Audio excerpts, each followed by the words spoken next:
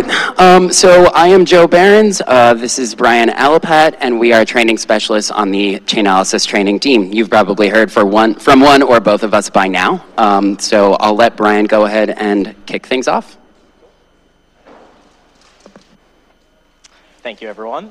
So what does our agenda look like today? So first, we're going to take a look at is it not on?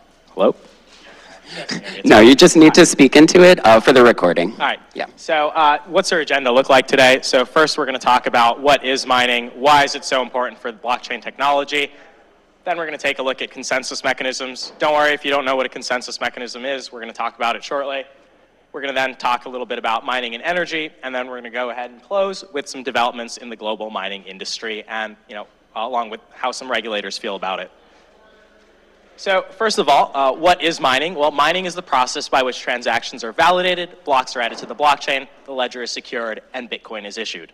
So if I want to go ahead and I want to send Joe 10 Bitcoin, well, the only time Joe actually receives that 10 Bitcoin is after a miner picks up that transaction, includes it in a block, and that block is successfully mined. So a lot of times, and what we can see here is, we can see here an example of the blockchain. There's a bunch of transactions. They're all bundled together into a block, and all of these blocks are linked together. And the linkages are actually useful for securing the network. A lot of times, when people think about this idea of mining, they think, oh, there's a Bitcoin reward. You're rewarded some Bitcoin for successfully mining a block. But what people fail to realize is the reward associated with mining is actually just an incentive to a much more important process that mining plays in blockchain technology. So why do we need mining beyond this idea of the block reward?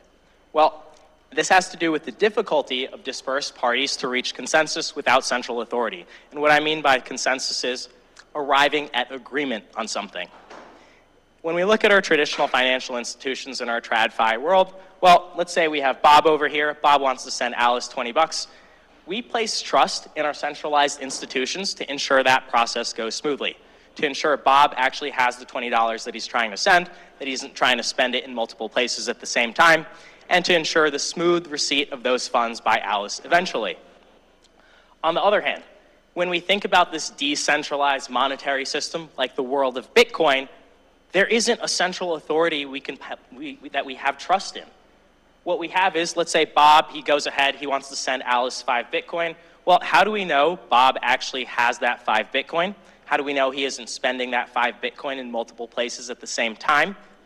Well, in a situation like this, where we don't have a central authority that we can trust in to keep track of the ledger, to keep track of what is going on in this world, well, Satoshi proposed that everyone and anyone would be responsible for this ledger keeping process. So everyone is responsible for going and checking that transactions are valid, that yes, Joe has the 5 Bitcoin that he is trying to spend.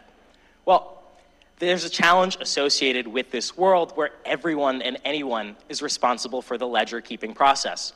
You can probably imagine there might be some malicious actors that want to try and create Bitcoin out of thin air for themselves. What do we do to prevent something like that from happening? Well, this challenge is known as the Byzantine generals problem. And the Byzantine generals problem is a game theory problem that discusses the challenges that these dispersed entities have at arriving at agreement. So arriving at agreement on the state of the ledger. So let's take a look at this Byzantine generals problem. What we have here, we have a group of generals. They're besieging the city of Byzantium, and they want to take this city over. The only way they can successfully take this city over is if they all attack exactly at the same time. But there are some other challenges posed here. The generals, they can't directly communicate with one another.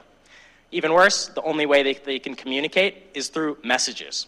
But the messages can be intercepted, they can be changed. Along with that, one of the generals, they have no reason to trust each other. One of the generals might be interested in preventing the taking over of Byzantium.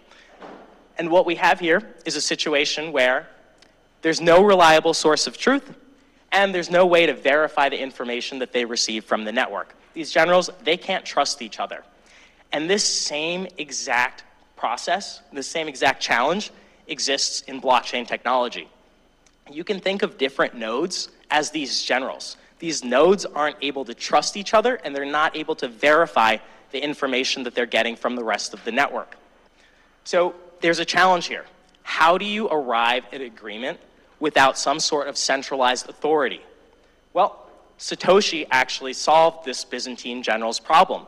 He wrote about mining is actually the method by which consensus is achieved, how these dispersed parties are able to come to agreement on the state of the ledger. We need a way for everyone to agree on which transactions are valid. Two, what we know is the blockchain is this decentralized ledger keeping system. It keeps track of the movement of every single chunk of Bitcoin ever since the inception of the Bitcoin protocol. Mining is the process by which this decentralized ledger is maintained. It's how all of these dispersed parties are able to come to agreement on the state of the ledger. When was this chunk of Bitcoin spent? Who was it sent to? So that's the whole idea of why we need mining. It has to do with the reason that these dispersed entities all over the world that can't trust each other need to be able to come to agreement. This is known as consensus. And there are a bunch of different consensus mechanisms out there. The first one I'm going to talk about is proof of work. Maybe you've heard about it. It's what Bitcoin uses. Satoshi wrote about this in the Bitcoin white paper. And with proof of work, each node has the ability to independently verify. So each node is sitting there. They have a copy of the ledger. They can check to make sure, okay, yes, Joe does have that 5 Bitcoin that he's trying to send. And we have miners. And these miners are responsible for adding new blocks to the blockchain. So they're going and bundling transactions together. They're saying, okay, we have all of these valid transactions. Let's bundle them into a block, and let's go ahead and propose that block to the network. But in order to propose that block, these miners are participating in this computational guessing game.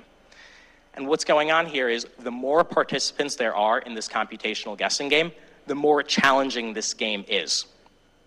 Participating in this computational guessing game has economic costs associated with it. You typically will need infrastructure. You need space to have these mining rigs. You need to have these mining rigs as well. And every time you make a guess in this computational guessing game, it costs electricity. So there is a cost associated with participating in this mining process. These miners, even though there's a cost associated with it, there is a reward for valid blocks. So let's say a miner proposes a valid block. Well, that miner is rewarded 6.25 Bitcoin. That's the current block reward. The miner is also rewarded the transaction fees associated with all of the transactions in that particular block that was proposed.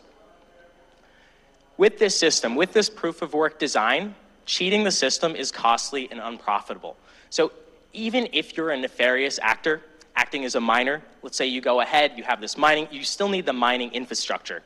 And you still need to participate in this computational guessing game in order to propose a block. So if a nefarious miner wanted to propose, creating 10 Bitcoin out of thin air for themselves, well, they can do that, but they're paying the costs associated with it. But look at the first point here. Each of these different nodes, they can just ignore that. All the other miners, the rest of the network will say, this isn't valid. So they will have expended funds trying to manipulate the blockchain, but it's not even worth it because the rest of the network won't believe it. So we have a system that's designed in such a way that dishonest behavior is disincentivized. It's better to just act honestly and participate in propagating these blockchain networks forward than to attempt to manipulate the blockchain. That's a little bit about proof of work. That's a really popular consensus mechanism. There are a bunch of other consensus mechanisms out there. Proof of stake is also really popular. So let's talk a little bit about proof of stake. Essentially, with proof of stake, you are staking cryptocurrency. And what do I mean by staking cryptocurrency? You're locking up a chunk of funds, and you're locking up this chunk of cryptocurrency in order for the opportunity to be randomly selected as a validator. You're probably wondering, what's a validator? You can think about it as a miner right now, but essentially the opportunity to propose blocks, bundle a bunch of transactions together, toss it into a block, and propose it to the network. There's a little asterisk by randomly because the amount of cryptocurrency that you stake, that you're locking up, has an effect on whether or not you're selected to be a validator. So if Joe locks up 20,000 of Xcoin and I have 10,000 of Xcoin locked up, well, Joe has a higher probability of being selected to validate these transactions. Cryptocurrency is burned if invalid transactions are attempted to be included in a block. So let's say someone goes ahead, there's a cost associated with this. Just like with proof of work, you're participating in this computational guessing game and you're expending resources to play. Here, what you're risking here is that stake of cryptocurrency. That chunk of cryptocurrency that you have locked up is at risk if you're going and trying to validate invalid transactions. With this, there's reduced energy consumption, right? You don't need all of this mining infrastructure with Bitcoin. You have these application-specific miners that are meant just to mine Bitcoin. Here, we don't need the energy requirements associated with it are much lower. And with that, there's a lower barrier to entry. You don't need all this infrastructure. You just need a certain amount of cryptocurrency. And that depends, that's going to vary depending on what kind of blockchain you're trying to provide validation services for. Couple common proof-of-stake blockchains, Avalanche, Polkadot, Cardano. Polkadot's got an interesting spin on it, but Ethereum is also now in the midst of shifting from proof of work to, or I should say proof of stake, or proof of work to proof of stake right now. It's an ongoing process. As I said, consensus is how these distributed entities that have no reason to trust each other are able to come to agreement on the state of the ledger. There's a bunch of different consensus mechanisms out there. It's a long list and it continues to change. Here are 3 additional ones, and I'm just going to briefly go over them. With proof of coverage, what you have is going on is you have the network going and checking to make sure a certain node is where it claims to be, so its location. Proof of authority, what's happening here is network participants are going and nominating validators to provide validation of blocks. With proof of authority, essentially what these validators that are nominated are doing is they're putting their reputation at risk when providing validation services. With proof of storage, what's going on is the network is going and checking to make sure that an entity that is providing storage, that claims to be providing storage services is actually providing those storage services. And participating in these all has rewards associated with it as well. So again, we talked a little bit about mining, the theory behind it, why we need it, why it exists. We looked at some different consensus mechanisms. Now I'm going to talk really briefly about the intersection of energy and proof of work, which we hear about very frequently, sometimes in headlines like this. Bitcoin expends more energy than this country. Bitcoin expends more energy than all of these countries combined.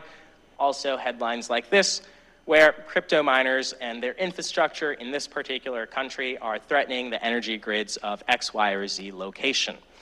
When looking at this, thinking about the energy consumption associated with proof of work mining, it's really important to step back for a second and look at it in the context of other entities as well. So if we start from the bottom, what we can see here is this is, I should say, these are data points that I've collected from a variety of different sources around energy consumption.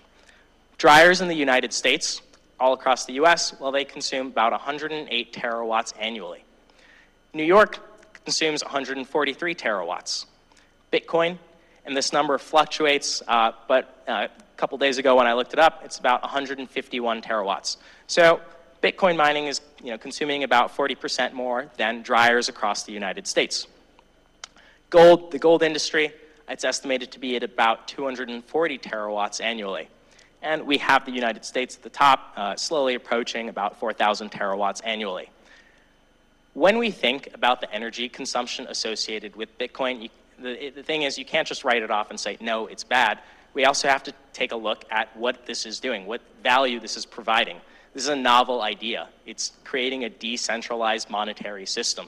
So when we think about the energy consumption, it's really important to take it into the context of what other industries are out there and how much energy they're consuming along with what they're providing to society as well. When we look at what type of energy is powering the Bitcoin network, well, this is actually data collected from the Cambridge Center for Alternative Finance. If you look at the chart on the left, what you'll see here is the share of miners incorporating renewables as part of their mining operations. Orange is about 76%, and so 76% of miners are going and trying to incorporate renewable energy into their mining operations. The chart on the right, what that shows you is the share of total energy consumption. So 39% is coming from renewable energy sources. Why am I showing you this? Well, Bitcoin miners, they're operating off of one incentive, economic incentive. All they want to do is make profit. And they're going to do everything they can to reduce the costs associated with that. So typically what you'll find is renewable energies are a lot cheaper. So what you have going on is you have these Bitcoin miners going and incorporating renewables into their mix in order to reduce the costs associated with mining. A couple points about the energy consumption associated with Bitcoin. Energy underpins Bitcoin security. The energy expenditure in Bitcoin is central to how it operates. Remember, if anyone wants to participate in this computational guessing game, every time they make a guess, there's a cost associated with it. The energy expended helps make the Bitcoin protocol tamper resistant. And this proof of work design makes it far too costly to try and attack this system. It's just simply not worth it to act dishonestly. It's a better idea to act honestly and validate valid transactions than trying to manipulate the Bitcoin protocol and the blockchain associated with it. So now I'm going to go ahead and hand it off to Joe, and he's going to talk a little bit about the mining industry. Thank you, sir. Brian did the good, hard work of explaining the underlying tech, and I really wanted to think about and talk about the more global policy and the industry itself, because I think it's really interesting, and there also, we included quite a bit of splashy headlines, right, on the consumption. But point taking away from the energy section is that it is really pricey, and you are expending a lot of energy, you're buying a lot of hardware, and you're doing these things well in advance of when you are actually successfully mining a block. So you have a lot of sunk cost in the game already. So let's take a little moment to think about miner incentive. As Brian said, they are just trying to maximize their profits, and what's unique about this, right, is that their bottom line is calculated, new Bitcoin mined and successfully mined, generated as reward. They're going to liquidate that as soon as possible. The other costs to Bitcoin mining are facilities, hardware, and energy.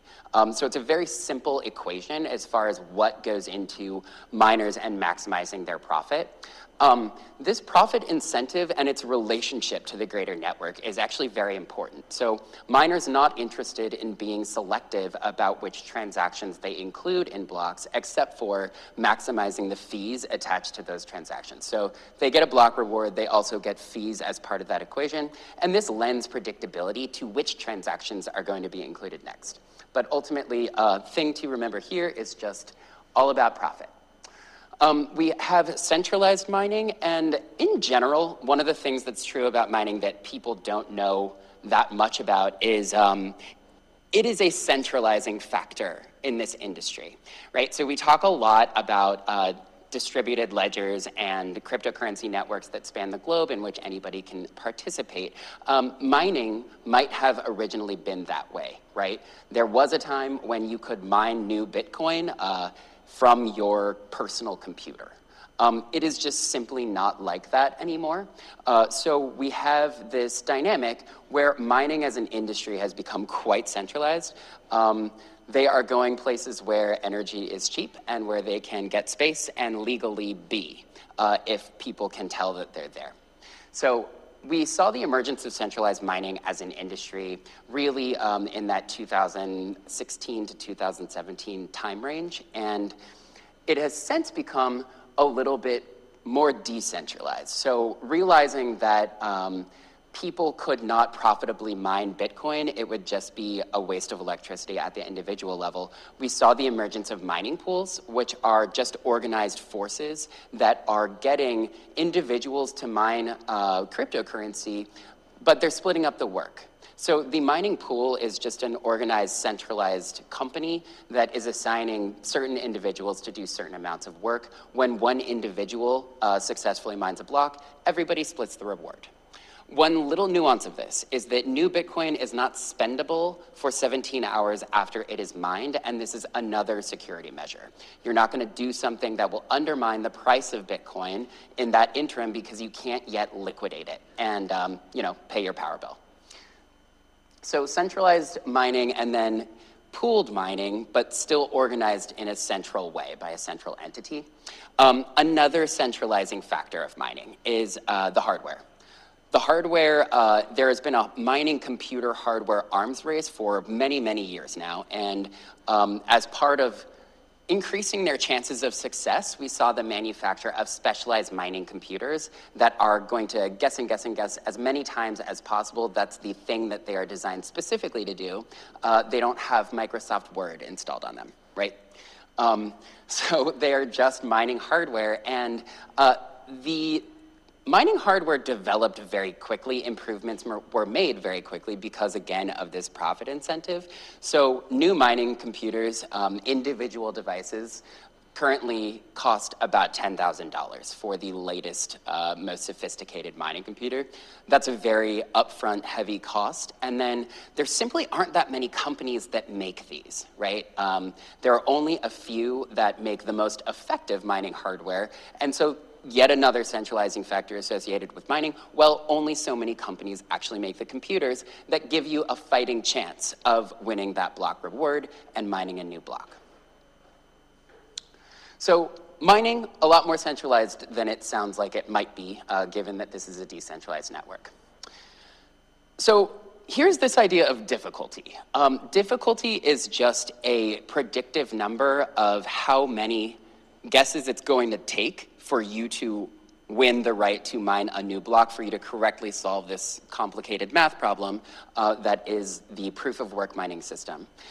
Right here we see this dip in difficulty. Does anyone have any ideas about what happened here at this particular time? Yeah, China, right? So a ton of Bitcoin mining was happening in China, and then suddenly China banned Bitcoin mining. When all of the mining that was happening in China stopped happening, it turns out it got a lot easier to solve the algorithm. You had a better chance of winning because you weren't competing against as many entities. So for a long period of time, China made up 65 to 75% of all of the hash rate that was going into Bitcoin mining. Why was this a thing? Well, China during the rainy season has cheap sources of hydroelectric power. So that's why the miners were there in the first place. As a kind of side note, I saw the fact that all of the Bitcoin mining was happening in China as a reason for rejecting securitized US cryptocurrency products because of that sort of national security concern and risk. So China bans mining, and what you can see here, the United States is the top section of this graph, and we now command quite a bit of the hash power overall devoted to cryptocurrency mining. So we asked the question, why is this? Why the United States in particular?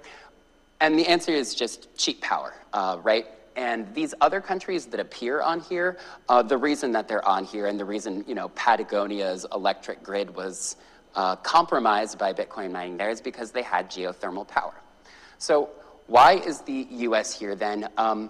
Well, we have cheap energy, we have a lot of different kinds of sources of energy, and we have predictability. Bitcoin miners are not wanting to move to another country where they think they're going to suddenly ban mining cryptocurrency. Instead, they need that sort of level of predictability. So energy considerations just surrounding mining, but also energy in general. We have efficiency. We're looking for the cheapest possible source of energy. We also want draw flexibility. So all of you will remember this winter when Texas experienced this very sudden, very severe storm that caused people to draw more than the grid was ready to handle. Like heaters are suddenly on in a place where they're usually not particularly needed. This overloaded the grid and caused these massive blackouts, and therefore what this draw flexibility means in this context is, can I turn off or turn on something that is drawing power? And the contrast between Bitcoin mining companies is something like a hospital, which is essential. It needs to have power at all times. Bitcoin mining is not an essential draw on power, so it provides this draw flexibility. We also have renewables, so a growing segment of the US energy sort of composition. We have wind and solar where it is available. The problem with wind and solar is that you need a lot of space, and where there's a lot of space, there's not a lot of people. So we tend not to need the energy as much in these locations. We kind of need something else to devote the energy to if we're wanting to make a profit, but also rely on renewables in places that can generate them. Big open windy plains or big areas that get a lot of sunlight.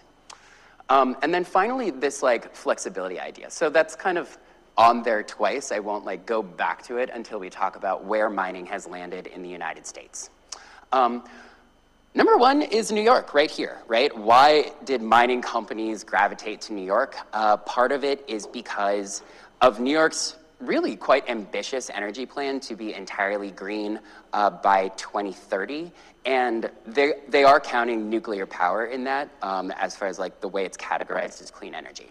So New York also has a lot of industrial infrastructure that is currently unused, and so these empty warehouses can be repurposed as Bitcoin mining warehouses. And then also we've got that they just closed a nuclear power plant, so the number is actually 29% as far as where New York gets its energy. New York also consumes more energy than it produces, and so we have to get some from Canada. But we've also got hydroelectric in the mix. Then we see something that's quite common in cryptocurrency in general, which is some jurisdictional arbitrage, right? Different states have different licensing and regulatory regimes, and so they do get into competition with each other to attract certain industries. So Wyoming and Texas are the two largest producers of wind power, and that is why blockchain mining has gone there in particular. Reminder, the wind isn't always blowing. So you need to be okay with that when you are relying on wind power as part of your mix. Texas, in addition to their wind power incorporation, and it should definitely be said right here that Wyoming and Texas also huge producers of fossil fuel energy, right? But with Texas, Texas, in addition to the wind and solar components of its energy generation, also has a privatized energy grid. So there is a daily spot market in Texas where you decide what you are going to purchase energy for. While this did contribute to the, mass blackouts we saw this winter, if you pair it with cryptocurrency mining, it also provides some flexibility as far as the model that you're going to work with.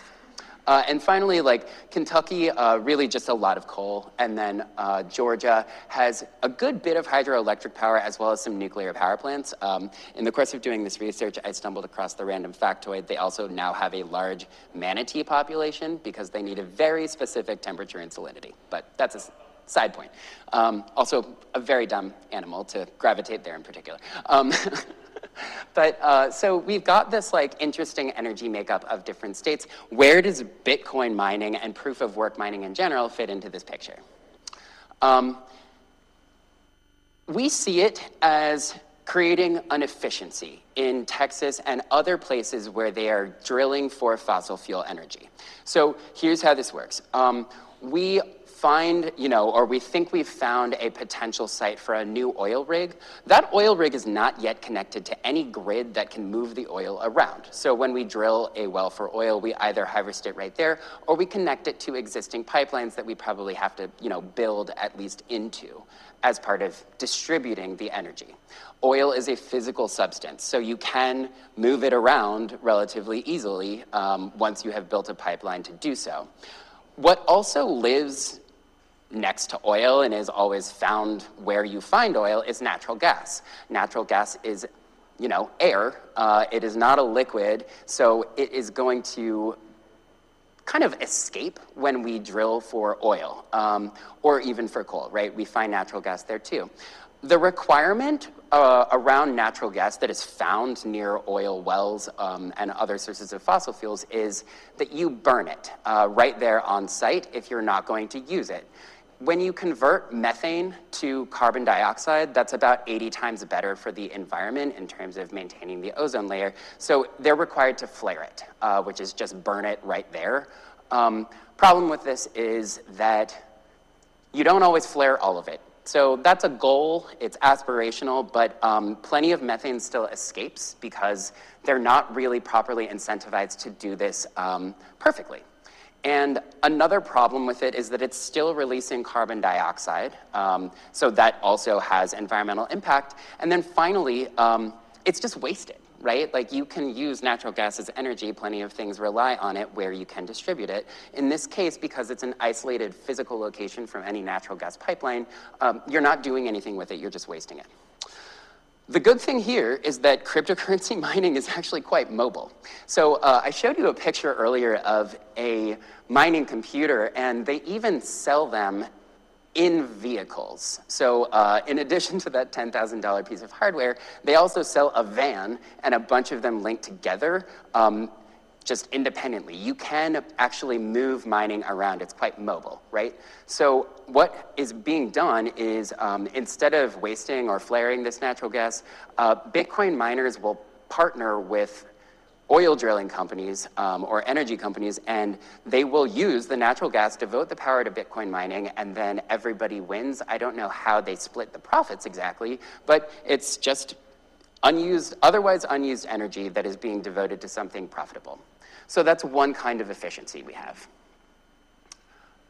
Another thing that we have going on, kind of beyond that, is this flexible draw idea. So if you are in a place and you are incorporating cryptocurrency mining into your mix, well, you can turn it off when people need the energy, like during, for instance, nighttime hours when they're home, and then you can turn it on during the day when people aren't drawing on the grid. So if you incorporate this, it basically creates a buffer in the energy consumption system in general. A chemical buffer, it's a solvent you add to a solution that makes it harder to raise or lower the pH when you add a reagent. And it acts the same way, right? We can just turn it off and on. And as part of licensure regimes for new mining companies, they agree to this arrangement in advance, right? They will say, if you give us a license, we are willing to turn this off, and they either get recompensed by the government or they get some sort of tax break in the mix. So flexibility there. And then we see this growing gravitation towards renewable energy.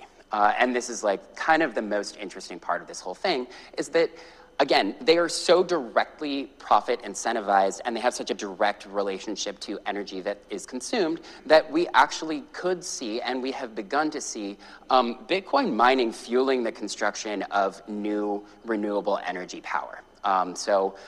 Wind farms in West Texas and Oklahoma, they're popping up because ordinarily it wouldn't be worth building them. It would take a long time for the companies that are constructing them to make up the amount they expend in their construction.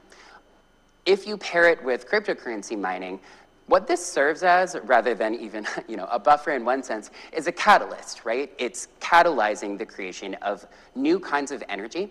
And then another thing that we mentioned before is that cryptocurrency mining is way more centralized than you think. One of the things that centralizes it is easy access to energy. So if we think about decentralization as desirable and green energy as desirable, pairing cryptocurrency mining and proof of work mining in particular with the construction of renewable energy that is located in places that don't always need it actually has the effect of both decentralizing the production of power and then also decentralizing cryptocurrency mining. So we will see where this goes, but we have efficiencies captured in the existing energy production methods. We have flexibility introduced so that we can turn things off and on when power is needed. And then we have the potential for the construction of more renewable energy a lot quicker while maintaining incentives all along the way. It's much easier to incentivize behavior when everyone is interested and profiting than it is to, for instance, regulate, right, and limit. So proof of work mining, it remains energy intensive. Part of this intensity does have the effect of securing the network. It's too expensive to mess things up on purpose. There are a lot of centralizing aspects of mining, and it would be good if we saw it decentralized. It contributes to rationales for concerns about the cryptocurrency ecosystem and who would have the ability and sort of national interest to tamper with it. There are some opportunities, and there are certainly some existing efficiencies surrounding cryptocurrency mining and its relationship to energy, which is unusually direct.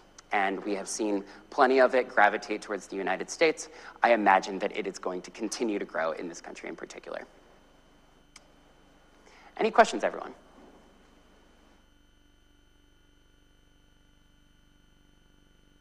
I did so much research for this. Someone asked me a question. Hit me. Okay, so you're making the logic conclusion that you go to a place in the middle of nowhere, Wyoming, and thanks. And then build all this green infrastructure, and then Bitcoin comes there and uses the infrastructure. Yeah, but when they go away, I mean, what is the point of the infrastructure anyways? It's not benefiting us other than Bitcoin. Yeah, so I mean, the idea is that it would replace existing infrastructure for, different kinds of power production, and it would help the construction, like make up the loss a lot sooner. So that would be the point, is that it would replace other kinds of power production. Bitcoin, the last 99% of it will be issued by 2044, but Bitcoin is not the only proof of work mining mechanism, right? So we could just switch in, not Bitcoin Cash, but something better, right?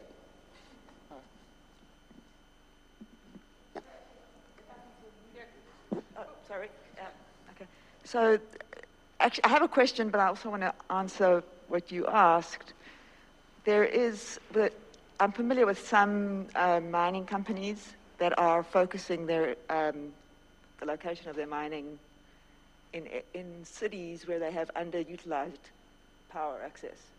So they're actually using power plants that are underutilized, particularly in Texas.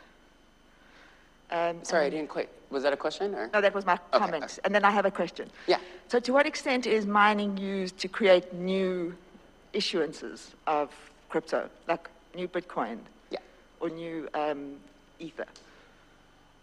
So is mining used to create new cryptocurrency? Yeah, absolutely. So that's the way that cryptocurrency enters the ecosystem. And again, to pay the power bill, they have to liquidate that cryptocurrency immediately into fiat currency, which is what ultimately gets it to the rest of the ecosystem. But it's not just proof of work. It's also issuance of new crypto. Yeah. So all mining mechanisms result in additional cryptocurrency. So it depends on most protocols. You're rewarded for the work you were doing as a miner or providing validation services.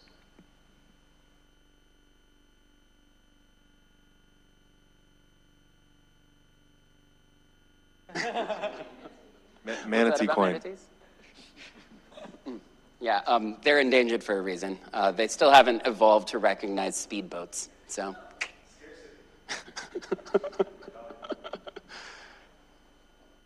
All right. Well, we'll hang out here, but thank you all very much. This was the last session of the day. Thank you. Yeah.